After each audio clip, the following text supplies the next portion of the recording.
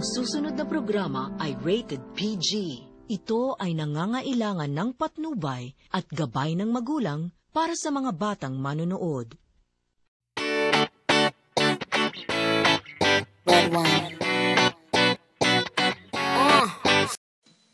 May dalawang babaeng magkaiba, mapaporma man o ugali. Magkapatid silang dalawa pero ni kailanman hindi sila nagkakasundo dahil ayaw ni Belle kay Ikay. Itong babaeng to, siya yung babaeng ginagawang posibleng imposible. Pero, siya naman, hindi na niya kailangang paghirapan pa ang mga bagay na gusto niya dahil ito na mismo ang lumalapit sa kanya.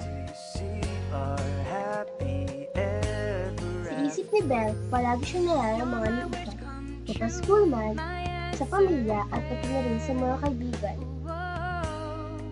Ginagawa niya ang lahat para gawing miserable ang buhay ni Ikay dahil ito ang paraan niya para siya lang ang mapansin.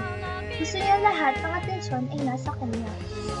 Sa lahat ng ginagawang kabalistugan ni Belle kay Ikay, pinagpapasensyahin na lang ito at hindi na lang pinapansin dahil sa kabila ng ginagawa ni Belle, mahal niya pa rin ito dahil sa kanyang attitude. Katie Perez aka Ikay. Hashtag babait, masayahin, masipag, mapagpasensya at malawak ng emosyon. Belle Perez. Hashtag, nasa kanya na ang lahat pero sa ugali wala siyang panama kay Ikay.